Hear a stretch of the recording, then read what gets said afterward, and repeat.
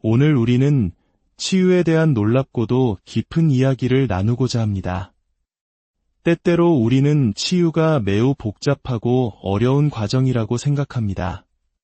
하지만 하나님께서는 우리가 치유받기를 원하는 것보다 훨씬 더 간절히 우리의 회복을 원하신다는 사실을 깨닫는 순간 모든 것은 생각보다 단순해질 수 있습니다. 본격적인 이야기에 앞서 잠시 시간을 내어주시겠어요?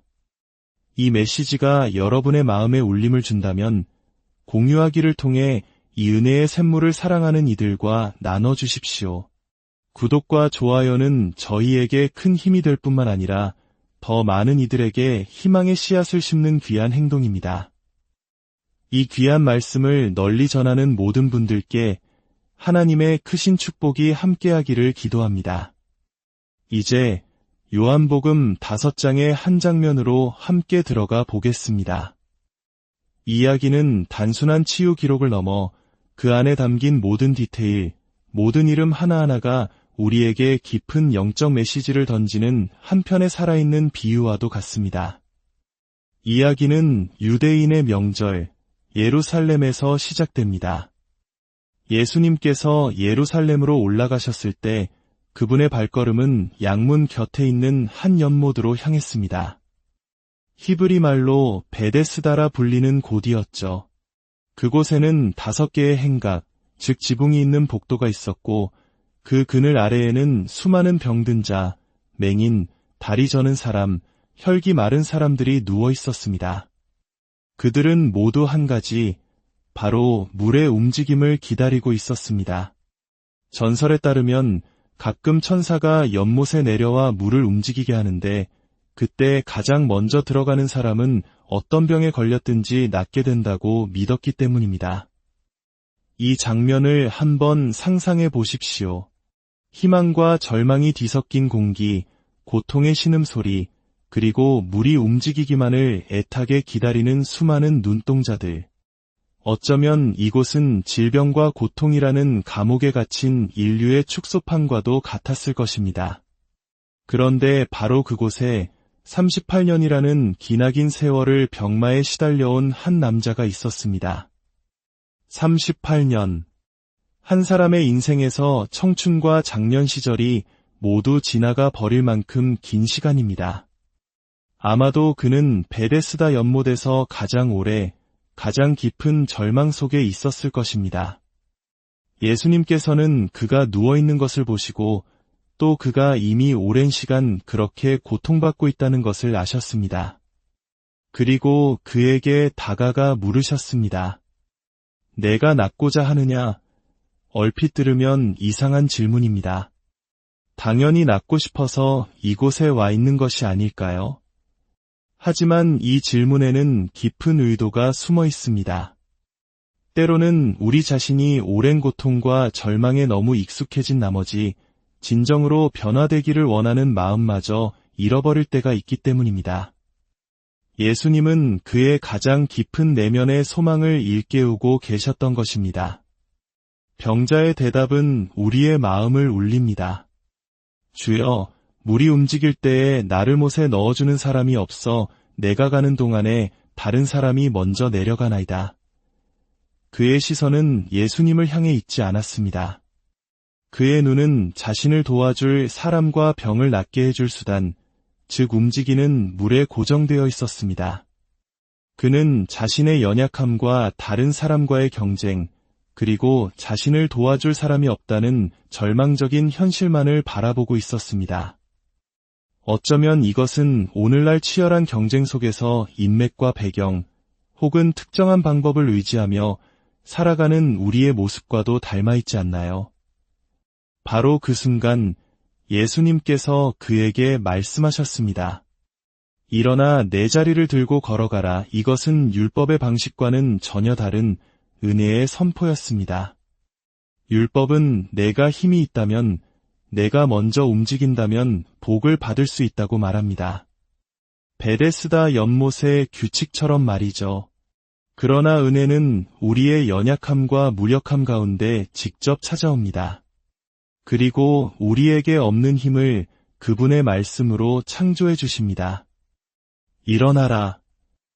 38년간 일어서지 못했던 그에게 이 말씀은 불가능한 명령이었습니다. 하지만 예수님의 말씀에는 권능이 있었습니다. 그 말씀을 듣고 믿음으로 반응하려는 순간 그의 마른 뼈와 근육에 생명의 힘이 흘러 들어갔습니다. 남자는 즉시 나아서 자기가 누웠던 자리를 들고 걸어가기 시작했습니다. 38년 만에 처음으로 자신의 두 발로 땅을 딛고 선 것입니다.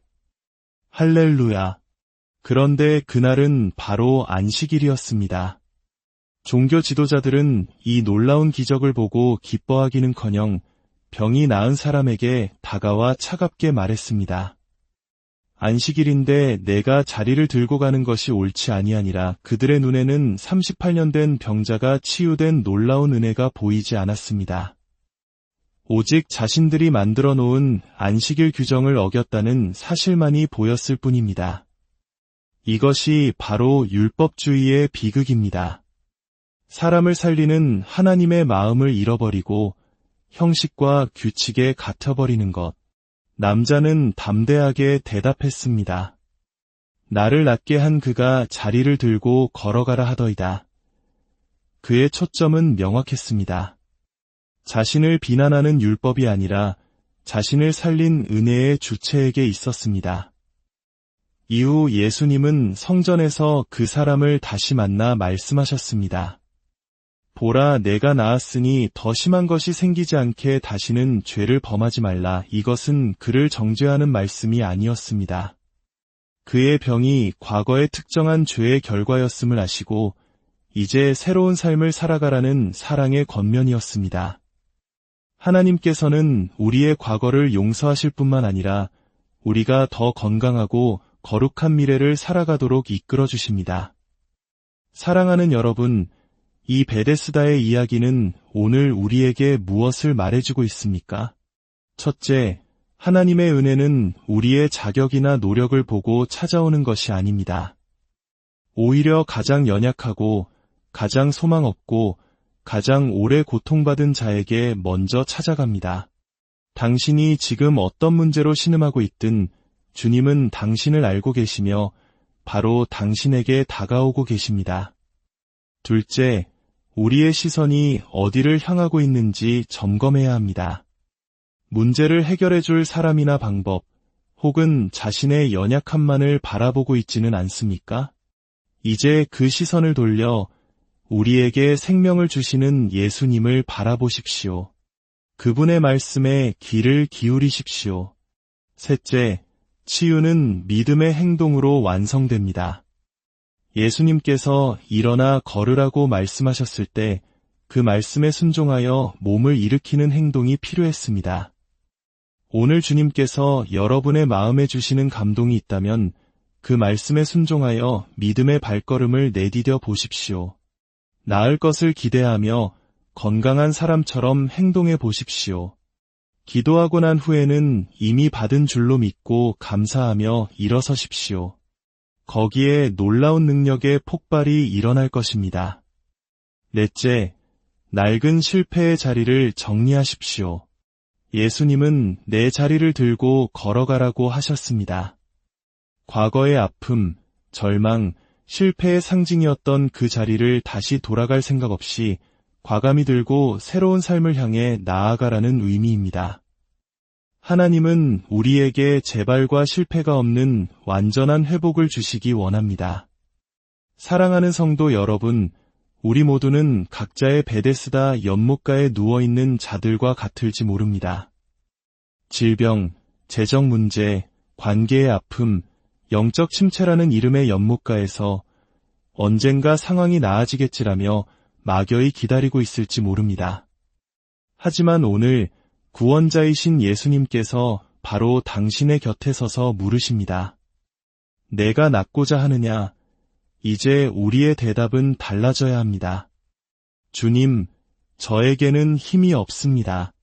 도와줄 사람도 없습니다가 아니라 주님, 제가 낫기를 원합니다. 주님의 능력으로 저를 일으켜 주십시오.